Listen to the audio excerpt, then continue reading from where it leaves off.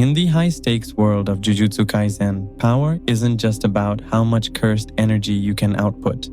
It's about the weight of your soul. Gojo Satoru stands at the apex because he is the honored one. Sukuna reigns supreme because his ego is a black hole that consumes everything. But then we have Megumi Fushiguro, the prodigy, the heir to the Zenin clan's crown jewel technique, and the man the internet has relentlessly dubbed Potential Man.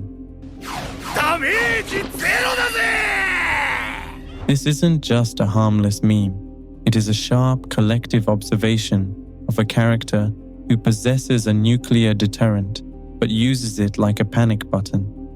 Why is a sorcerer with the 10 Shadows technique, a power capable of rivaling the Six Eyes, the subject of so much irony? The answer lies in a fatal system glitch. Megumi is too willing to trade his life for victory. Think about his last resort reflex. It's not a rare occurrence, it's a lifestyle. Even in Chapter 1, during his very first encounter with Yuji, Megumi was already prepared to pull the trigger. Before Sukuna ever took a breath in Yuji's body, Megumi had his hands in position for the Maharaga ritual. It wasn't a choice made out of desperation after years of failure. It was his default setting from page 1. The detention center, Chapter 9, Cursed Womb arc. Faced with a finger bearer he couldn't beat, his first major instinct wasn't a strategic retreat, but to prepare the Mahoraga chant.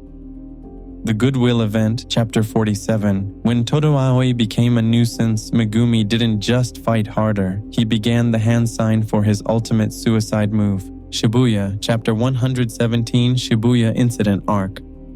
Beaten by Haruta Shigemo, a literal bottom-tier fodder with a gimmick technique, Megumi didn't try to outplay him. He pulled the pin on the grenade and summoned the 8-handled, sword-divergent Sila Divine General Mahoraga.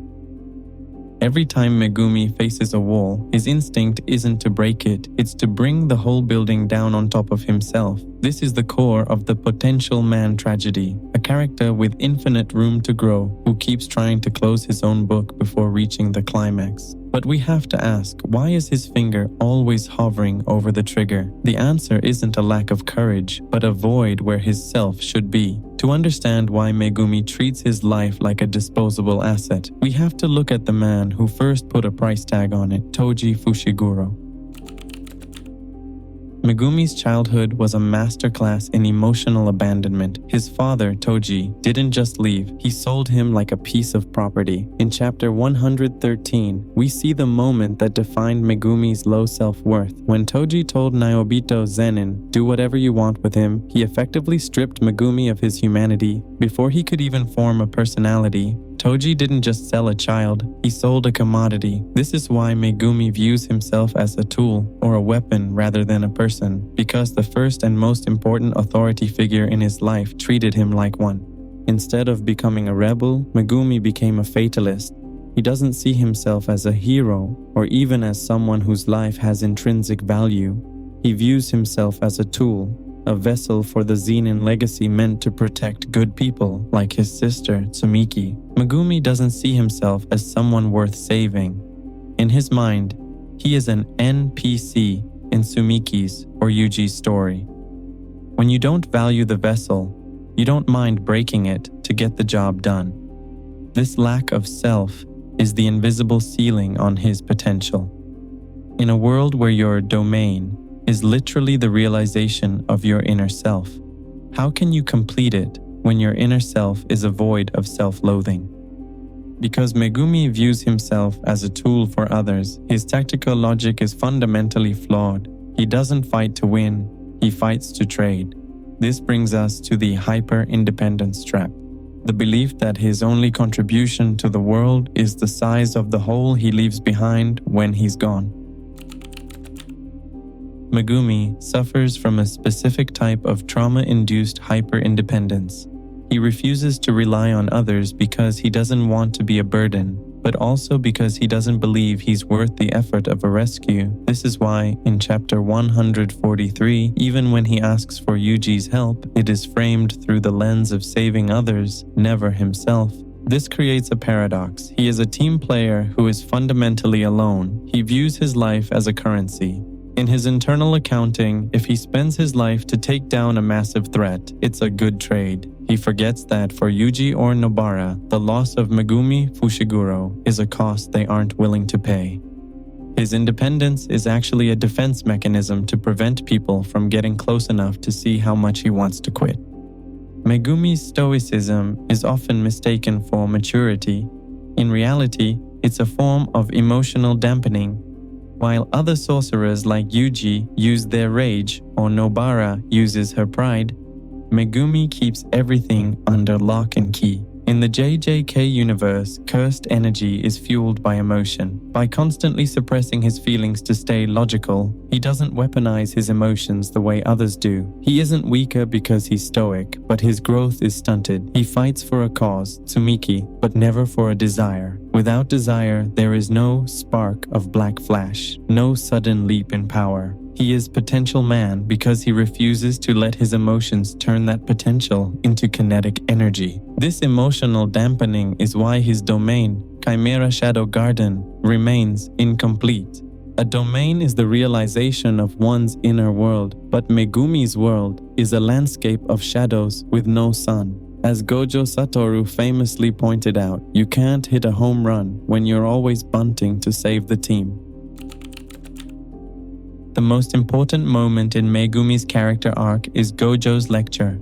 Gojo calls out Megumi's suicide button for what it really is, a mental shortcut.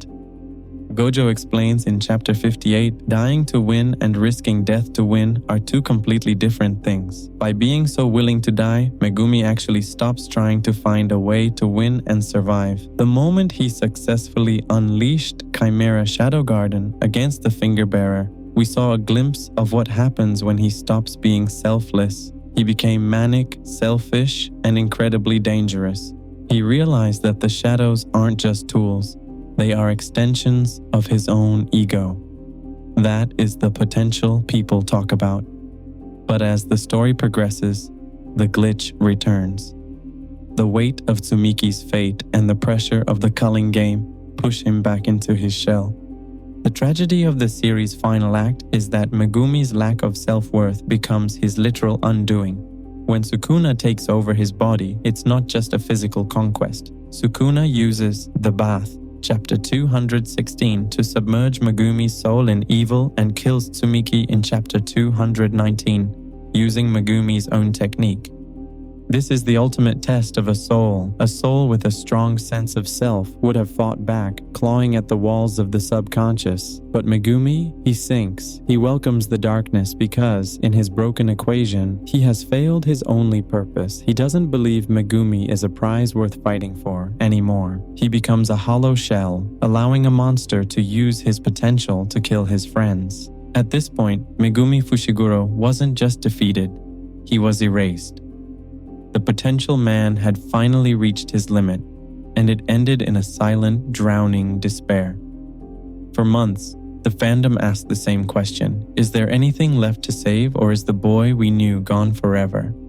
The answer didn't come from a new power-up or a hidden technique, but from a truth that changed the entire meaning of his journey. Now that the manga has officially concluded, we can finally look at the potential man legacy with full clarity.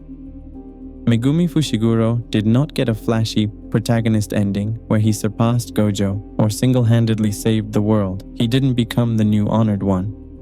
Instead, he survived, not through his own power, but because Yuji Itadori refused to accept Megumi's sacrifice logic.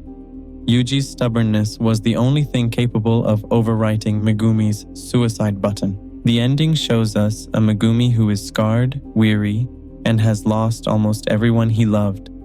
But he is finally learning a lesson he should have learned in Chapter 1. Existing is not a crime, and being saved is not a debt. In Chapter 266, through their soul resonance, Megumi finally sees that existing is not a crime, and being saved is not a debt.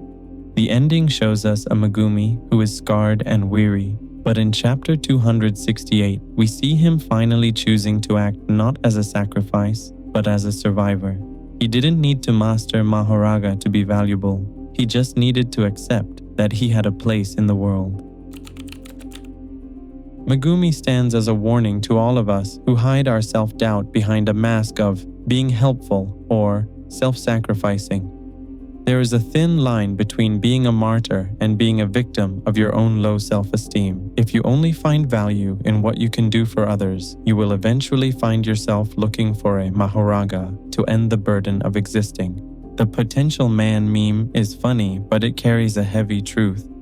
Megumi Fushiguro is a reminder that you can have all the talent in the world, but if you don't believe you deserve to be in that world, you will always be looking for an exit. The glitch wasn't in the 10 shadows, it was in his heart. His journey wasn't about mastering shadows, it was about stepping out of them. In the end, Megumi's greatest achievement wasn't a domain expansion, it was finally choosing to live, even when he felt he had nothing left to live for. He is no longer just potential man, he is a survivor, and in the brutal world of Jujutsu Kaisen, that is the most difficult potential to fulfill.